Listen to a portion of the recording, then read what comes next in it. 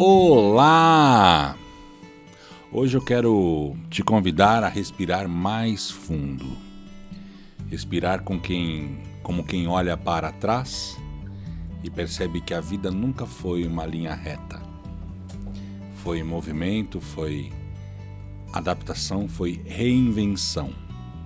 A nossa convidada de hoje nasceu à beira-mar, mas foi criada entre montanhas. E talvez essa metáfora seja a manifestação perfeita da própria existência. Nem sempre escolhemos o cenário, mas sempre podemos escolher como caminhamos por ele. Aos 13 anos, diante das dificuldades da vida, ela já ensinava. Ainda menina, descobriu que educar não era apenas um ofício, era um chamado. A vida a levou por caminhos inesperados, do magistério à área farmacêutica, do cursinho dentro de casa ao silêncio de uma sala de yoga, da dor física ao despertar espiritual. Ela começou a sentir uma dor no nervo ciático e aí essa situação abriu uma porta para uma transformação profunda. Ela começou a praticar yoga e 2 aulas foram suficientes para mudar não apenas uma carreira, mas uma identidade. Assim nasceu uma nova Solange. Yoga, Reiki, formação de terapeutas, um espaço chamado Eterno Movimento, porque a vida é isso, impermanência. E quando muitos pensariam em estabilidade, no momento onde muitos escolheriam, inclusive essa estabilidade, ela escolheu recomeçar. Aos 71 anos, em plena pandemia, largou sua amada Belo Horizonte, a Belô, com o charme dos botequins, do mercado, enfim, toda aquela maravilha, e se mudou para Sorocaba. Hoje, com a licença que ela me dá, aos 76 anos, atendendo, ensinando, cuidando dos netos, provando que idade não é limite, é maturidade de alma. Hoje eu recebo aqui uma mulher que entende que a vida é impermanência, que a vida é fluxo. Solange Gonçalves Pacheco, Sol Pacheco, seja muito bem-vinda entre nós. Muito obrigada pelo convite. E uma boa vida para todos. A gente falou aqui que a Sol nasceu na cidade do Rio de Janeiro, né? Sim. E menina ainda foi para Minas Gerais. O que essa mudança geográfica simboliza na sua vida? Bom, é exatamente aquilo que você falou a respeito da impermanência, né? Numa questão de horas, meu pai teve que mudar todo o planejamento de vida que ele e minha mãe tinham, por uma questão financeira mesmo, que meu pai é roubado e perde tudo que ele tinha uma cerâmica no Rio de Janeiro, e vem para Belo Horizonte, moramos uns tempos na casa de tios, até meu pai arranjar um emprego, e fomos para o interior de Minas Gerais, uma cidade chamada Rio Acima, pertinho de Belo Horizonte, onde eu tive o privilégio de ir para o grupo escolar a cavalo. Que loucura! E ainda tomava banho de cachoeira aos finais de semana. Isso foi uma dificuldade financeira pela qual a tua família passou e você, consequentemente, passou junto, né? Sim. Mas não foi a única dificuldade financeira da vida, né, Sol? Não foi. Aos 13 anos, outra se apresentou? Outra se apresentou, meu pai sem emprego. E eu vi que eu podia fazer. Que eu era muito boa em português. Então, comecei a dar aulas particulares de português, desde para crianças pequenas, para fazer a tarefa de casa, e comecei a me aprofundar. E com 13, 14 anos eu dava aula de português para gente que ia fazer vestibular de português. Que eu era boa em português. Gostava de escrever, estreava de vez em quando algumas poesias, alguns textos. Ah, você escreve poemas. Há muito tempo que eu não escrevo, mas eu escrevia. Mas o poema está aqui, ó. A minha vida é um poema. E o que aquela professora, o que aquelas aulas de português ensinou para a terapeuta que você se tornou? Disciplina, gosto pelo trabalho, foco, concentração e sempre acreditar, apesar de tudo. Disciplina, gosto pelo trabalho, foco. Você tem bastante coisa para ensinar para as atuais gerações. Eu tenho sim, espero que as pessoas estejam dispostas a continuar, seja qual for o desafio. Você fala muito sobre impermanência. Como foi sair do magistério, para o qual você obteve uma formação e tal, né? Você foi profissionalizar aquela professora de 13, 14 anos. Como foi sair do magistério e se tornar propagandista de laboratório? Primeiro eu tenho que voltar. A primeira situação, apesar de eu não ter consciência, mas que me ajudou a sempre estar pronta para as mudanças, foi o fato de eu ter nascido estrábica. Então, até 5 anos, eu enxergava onde tinha um degrau, eu enxergava 2, onde tinham 3, eu enxergava 2. E com 5 anos eu fui operada. Ah, meu Deus, mudou tudo. Na hora que tiram o tampão do meu olho direito, eu começo a enxergar tudo normal, que para mim era anormal. E eu senti saudade e pensei, nossa, como eu era feliz e não sabia. Porque eu já estava acostumada com aquela duplicação de imagem. Mas aí me adaptei logo. Diante das mudanças desde essa época, eu sempre me adaptei logo. Então, passando todo esse tempo, e quando eu vi que apesar da minha alma pedir para continuar dando aula, mas o financeiro novamente me chamava, eu encontrei um primo que era propagandista de laboratório, me convida. Olha, eu acho que você vai gostar. E eu adoro essas mudanças, porque eu gosto de gente.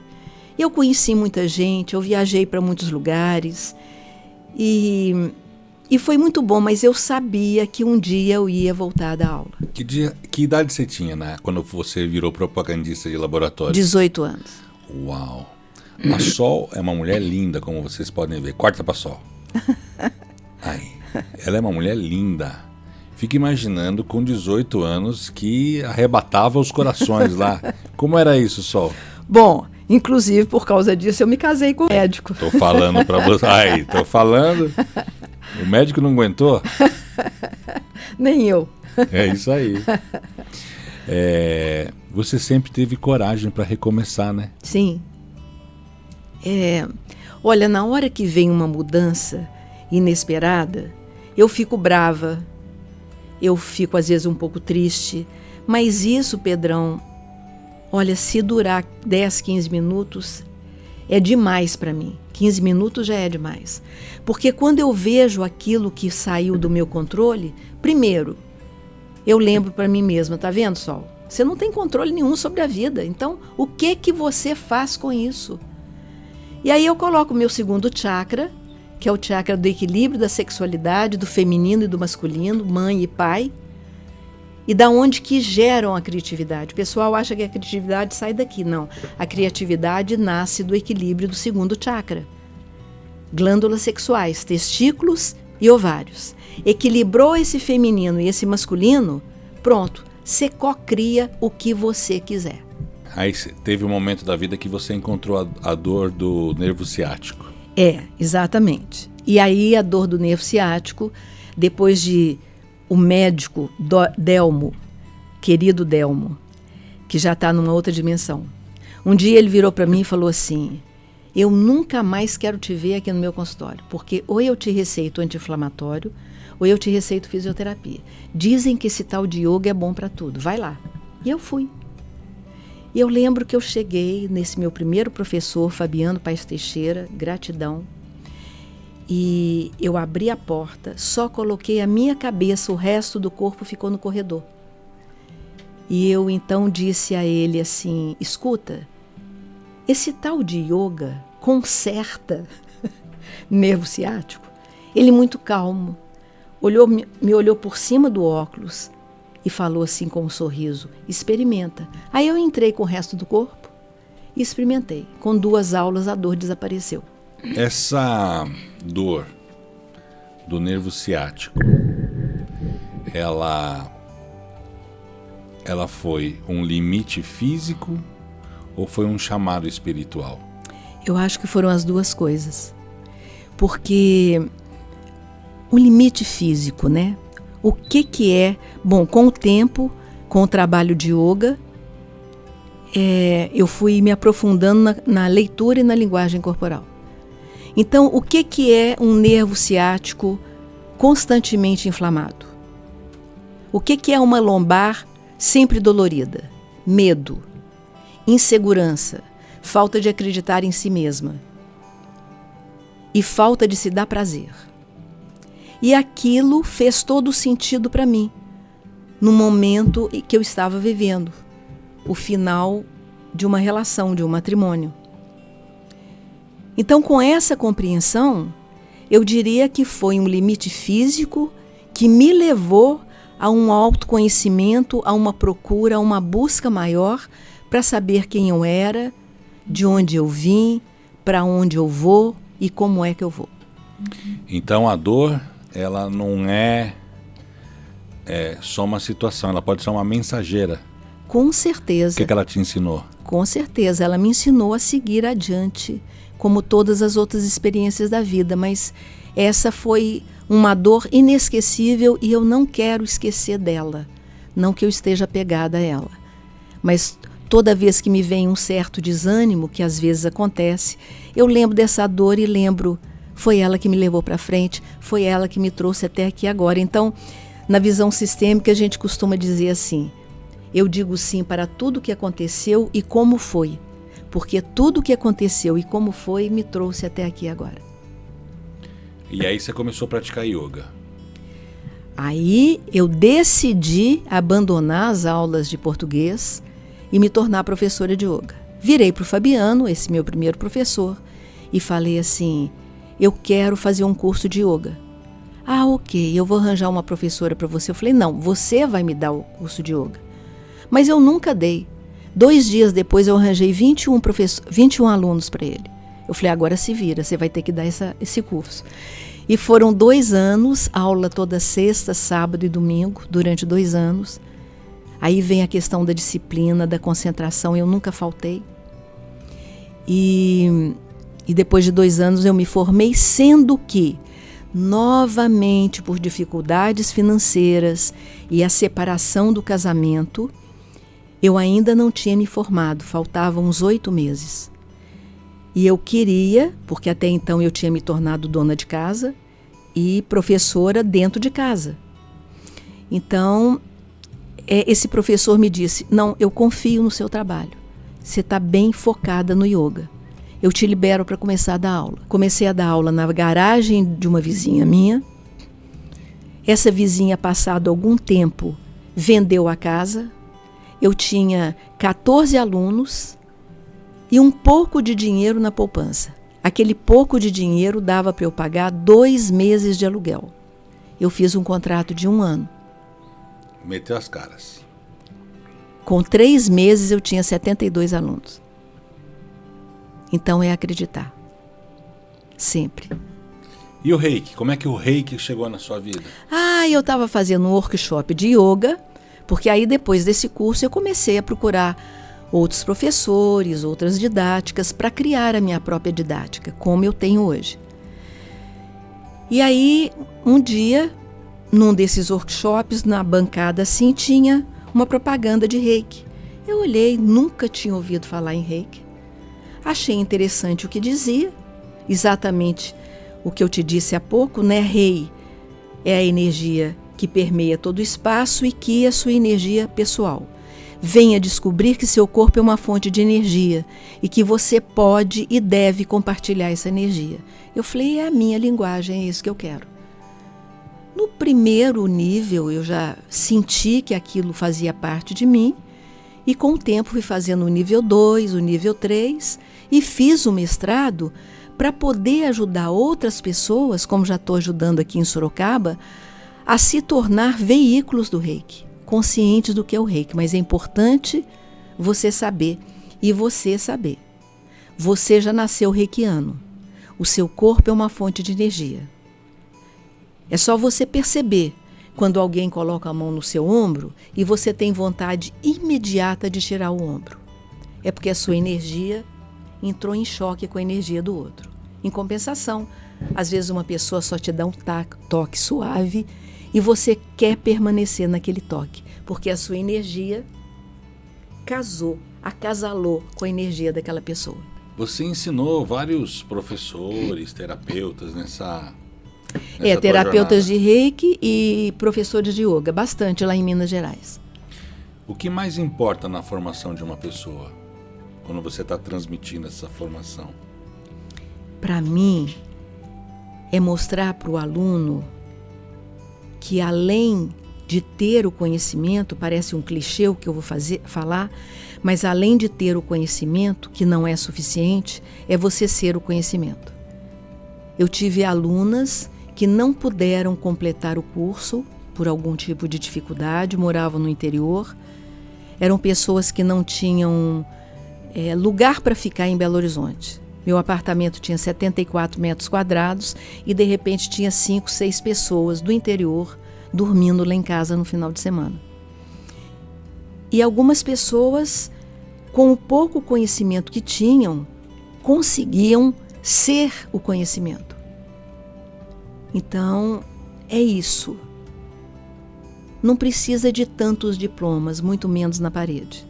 Você tem que ser aquilo que você acredita. Aos 71 anos, pandemia, você largou Belô para trás. Sim. Como foi largar Belô e mudar para Sorocaba? Olha, menino, eu sou aquariana. Aquariano gosta de desafio, de aventura. Então, uma aventura desafiante, até hoje eu tenho vontade de pular de big jump. Você já pulou de bungee jump? Não, ainda não. É bung jump. Bungee jump. Tá vendo? Eu nem sei falar o nome, mas eu tenho vontade. Não, ainda não. É bungee jump, né, produção? Bungee jump. Eu ainda tenho essa vontade, sim. Um dia eu ainda, quem sabe? Bungee jump. Então, uma aventura... Paraquedas, já pulou?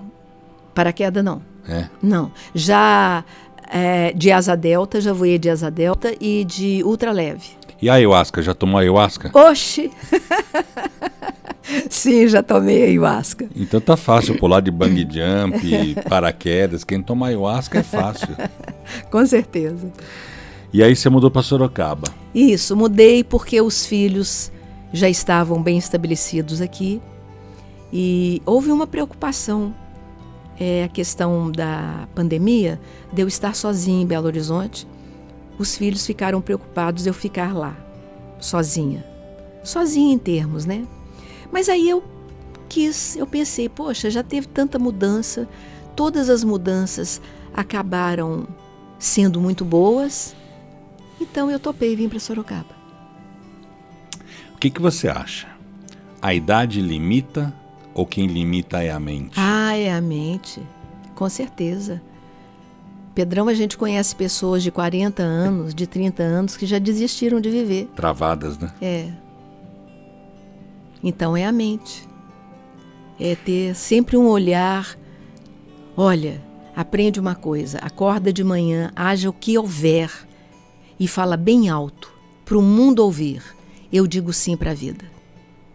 Isso já vai mudar a sua mente. E você já talvez, a partir daí, já enxergue uma oportunidade de ter um novo olhar e uma nova atitude para com a sua vida. É incrível. Eu vivi muitas experiências na vida, vivo com a graça de Deus. E conviver com uma mulher como essa é um presente para mim. A gente grava podcasts, a gente grava áudios, livros juntos, né? E a gente vai ficar fazendo uma trocação assim. Nossa, mas você aprendeu isso sozinho, Pedrão? Eu acho uma graça ela ficar admirada. E a gente vai conversando e tal. Então é um prazer conviver com ela. Uma pessoa que viveu tantas facetas e tantos desafios, né, diferentes na vida. Quem foi a Solange, ou qual foi a Solange que mais te ensinou? A Solange que teve um câncer na mama direita. Fala disso pra gente. Pode falar? Posso? 51 anos, tinham alguns meses que eu havia me separado e fui fazer um exame de rotina. E depois do exame, não deu nada o exame. O que me levou a fazer esse exame? Vou te contar. Você já ouviu falar em foto Kirlian? Não. É a foto dos dedos das mãos, que mostra a sua aura. Então, no meu polegar, na foto do meu polegar, apareceu uma mancha preta. E o terapeuta, que era médico também, anestesista, Gilberto Medeiros, me disse assim: há quanto tempo você não faz uma mamografia de mama? Eu falei: ixi, tem muito tempo. Ele falou: então vai fazer. Eu fiz, não apareceu nada. Mas eu tinha um nódulo quase exposto aqui da mama direita. Foi feita uma punção, na punção não apareceu absolutamente nada, deu tudo normal. Mas o mastologista falou: mas esse nódulo está grande. Você já está com quase 51 anos, vão tirar esse nódulo. Ok. Tirou-se o nódulo e nem no exame de sangue apareceu nada, somente quando se fatiou o nódulo se descobriu um carcinoma. E aí, quando o médico me chamou no consultório, Márcio Zaguri, para quem está em Belo Horizonte, um grande mastologista, o Márcio, muito suave, muito educadamente, querendo me contar que eu estava com câncer, de repente minha ficha caiu, eu falei assim: peraí um pouquinho. Ô Marco, você está me falando que eu estou com câncer? Eu falei: então começa tudo de novo, porque eu tenho 2 neurônios, o Tico e o Teco está desmaiado ali no chão. E ele, que mal me conhecia, falou assim: eu estou na frente de uma mulher louca. Depois disso nós já rimos muito. E aí eu fui para casa, eu voltei para o Eterno Movimento, para o meu espaço de yoga, dei uma aula de yoga, não me pergunta como é que foi, mas os alunos gostaram, deve ter sido boa. Eu fui para casa e foi a primeira noite da minha vida que eu não dormi, eu não tinha sono. Era uma noite de lua cheia, tinha algumas nuvens bem brancas. Eu deitei com as mãos na nuca, janela aberta, fiquei olhando para o céu e vendo as nuvens passarem. E de repente eu falei: olha gente, nuvem é igual pensamento, nuvem é igual emoção, nuvem é igual sentimento. Para que a gente se apega às nuvens? Se em questão de segundos elas mudam de forma, elas mudam de lugar. E aí eu fui para debaixo do chuveiro, chorei. Cansei de chorar, estava rouca de chorar. Ao me enxugar, o banheiro estava todo embaçado. Então eu escrevi com o dedo assim no espelho do banheiro: eu estou com câncer, eu não sou o câncer. E o Marco Salomão, esse meu mastologista, me disse assim: a primeira coisa que te curou foi a sua mente. Voltando à pergunta que você me fez. Então eu repetia sempre, na hora que eu estava lembrando que eu estava, na hora que, por exemplo, eu dava aula de manhã e eu não fiz quimioterapia, eu fiz radioterapia. E eu ia para o tratamento de radioterapia depois da aula, que eu pensava em entrar no hospital, entrar naquele ambiente, todo mundo tinha gente muito, muito mal, fazendo quimioterapia e radioterapia. E eu olhava para aquilo tudo e repetia para mim: eu estou com câncer, eu não sou o câncer. Você está dizendo para mim o seguinte: alguém que é pobre, hoje, que está pobre, ela está pobre, ela não é pobre. Ela não é a pobreza. Não é a pobreza. Uhum. Se ela está doente, ela não é a doença. Se ela brigou com alguém, ela não é a discussão. Quer dizer, toda circunstância que a vida nos apresenta um desafio, e não quem nós somos. Exatamente. Nós somos diferentes daquilo. Muito maiores do que aquilo, inclusive. Muito a gente pode maior. dizer, né? Olha o mantra do 6º chakra: eu sou muito mais do que minha mente diz que sou. Sol é terapeuta sistêmica. O que faz uma terapeuta sistêmica? A terapia sistêmica vai trazer dentro dessa visão sistêmica, dentro daquele sistema familiar da pessoa, uma visão para aquilo que está acontecendo naquele momento com a pessoa. Qual a sua dificuldade nesse momento? Da onde que ela veio? Então isso pode se conversar numa sessão de terapia sistêmica em 2 ou 3 sessões. Não precisa de ser um tratamento longo. O que acontece na terapia sistêmica? Eu costumo fazer alguns exercícios sistêmicos. O que é um exercício sistêmico? Por exemplo, eu trabalho muito com cristais. Vou te dar o exemplo do meu último momento com uma pessoa. Eu peguei um cristal, aliás, eu pedi a ela que escolhesse um cristal que a representasse. A questão dela era relacionamento com o marido. Então, eu disse, agora pega um cristal que represente o seu pai. Então ela colocou ela aqui e a pedra que representava o pai aqui. Só de você olhar aquilo, a distância que ela colocou o pai, você vê, claro, que a dificuldade era com o pai. Então a gente começa a conversar no sentido de mostrar para aquela pessoa, para ela poder compreender que existe uma frase que às vezes dói, mas ela é verdadeira. Apesar da dor que você sente, é o que eu pude lhe dar. Então, é mostrar para essa pessoa que não se envolva com as encrencas do seu José, no caso, o pai do seu João, mas que comece a olhar para um ser que sem ele, ela não existiria. Sem se envolver com as encrencas, com o alcoolismo do pai, com o fato do pai ter várias amantes.